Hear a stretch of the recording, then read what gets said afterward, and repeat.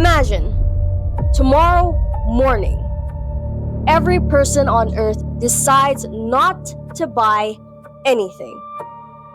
No coffee, no online shopping, no food delivery, absolutely nothing.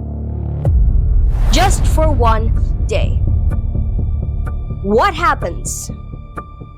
Now, most people would say nothing.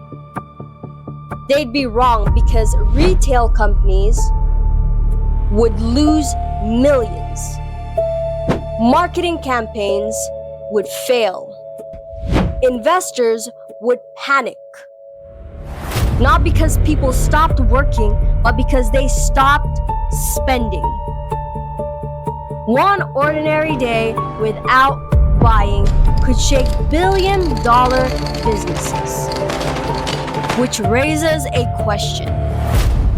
If your decision to not spend is that powerful, just how valuable is your attention? Because maybe money was never the first thing they wanted. Maybe they wanted your attention. Because once they have your attention, the money usually follows.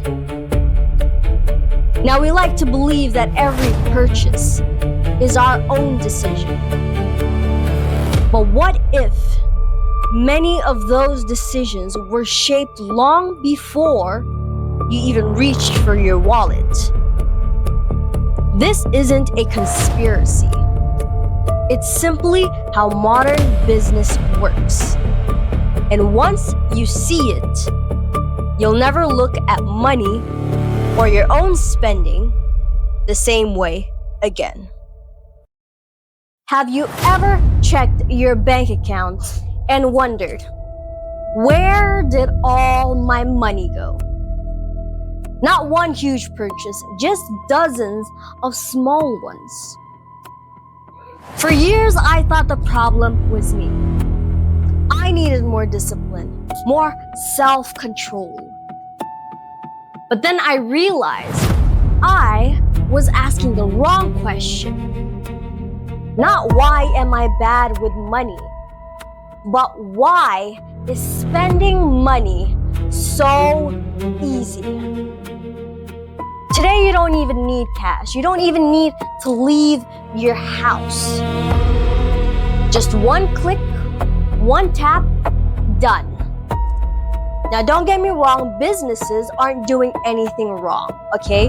Their job is to sell. The problem is, almost nobody teaches us how they influence our decisions. Because before anyone can influence your wallet, they first have to capture your attention. And that's where the story begins. Hi, I'm Marisha. Welcome to my channel. If you're new here, don't forget to subscribe. I make videos to help you get you out of your head and out of your own way so you can go do great things. Let's get into it.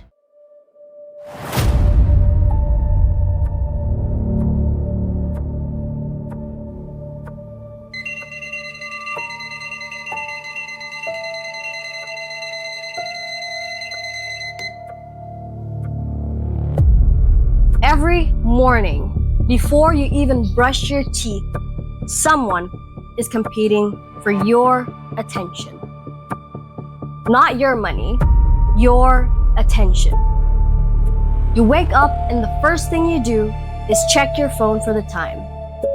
Then a notification, an email, a reel, a TikTok video, a headline. Next thing you know, 20 minutes has gone by. This isn't an accident. Attention is one of the most valuable resources in the world. Because if a company can keep your eyes on the screen, they can get another chance to influence what you buy. That's why so many apps are free. Because you're not paying with money, you're paying with your time. And eventually, your behavior. The longer that they keep your attention, the more chances they have to make money. Not because they'll force you into buying something, but because familiarity builds trust. And trust leads to spending. That's why platforms never really end, because there's always another video, there's always another post, another recommendation. Your attention isn't the product. It's the gateway to every future purchase. And once they have it, the next challenge begins. They now have to convince you that buying their product will change who you are.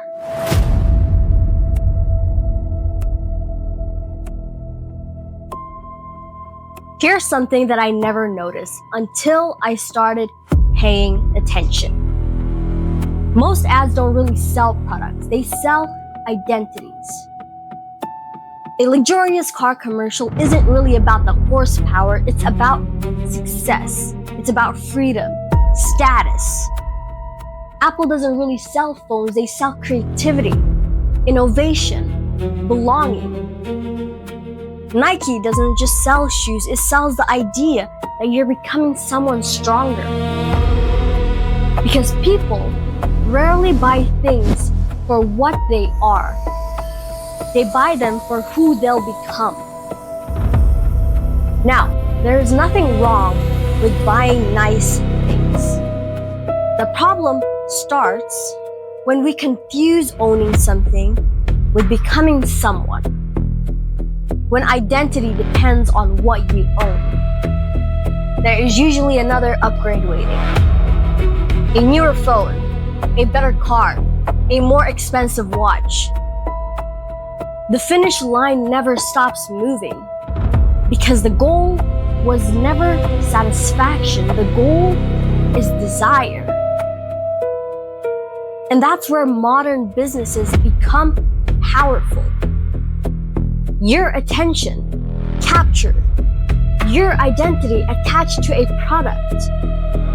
The only thing left is getting you to buy. So how do they do that? Why does a countdown timer make us panic? Why do we want something more the moment someone says it's almost gone? The answer is inside of your brain. You're shopping online. You don't particularly need anything. You're just looking. And then, suddenly, only 2 left in stock. Sales ends in 10 minutes. 27 people are viewing this item. Nothing about the product has changed. But now, you suddenly want it. Why? Why is it like this? It's because your brain wasn't designed to ignore scarcity. And for thousands of years, scarce resources meant survival. And today that same instinct gets triggered by marketing. And businesses know this, okay? Plus, there's dopamine, okay?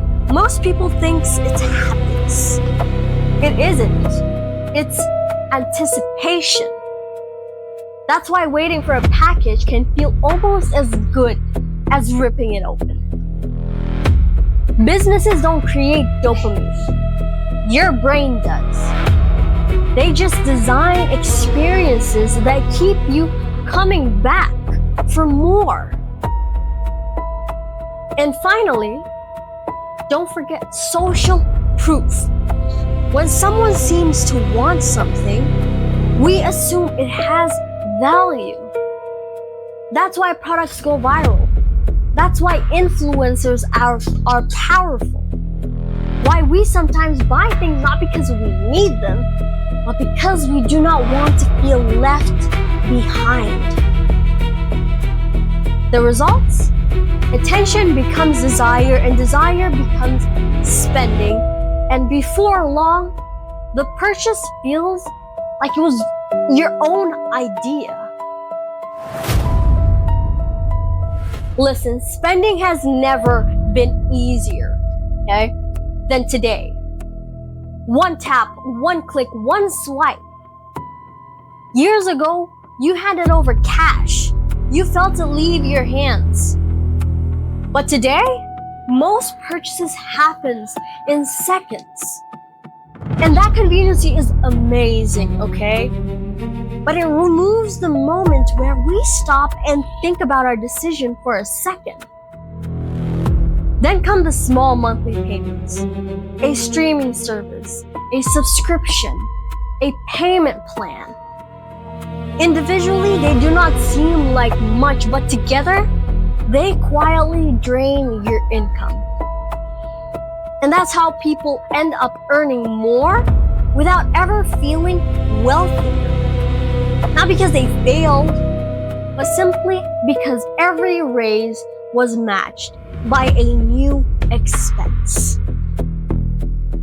It's called lifestyle inflation, okay? The more you earn, the more you are encouraged to spend. And if you are not careful, your income grows, but your freedom does not. Business aren't wrong for wanting customers. That's how business works. But protecting your future, that's your responsibility. And it starts with one question. And it's not, can I afford this? No. Rather, do I actually really need this?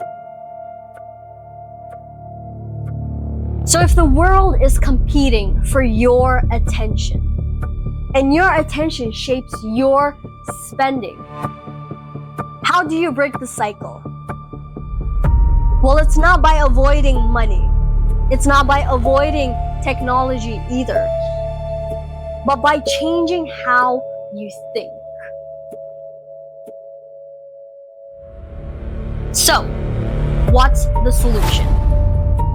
Well, it's not never spending, as I said, and it's not deleting every app, nor avoiding every ad. The goal isn't to escape the system, it's to stop living on autopilot. Once you see how your attention shapes your decision, you start asking yourself better questions. Not, can I afford this? But rather, why do I really want this? Am I solving a problem? Or am I buying a feeling? That question alone can change how you spend and how you build wealth.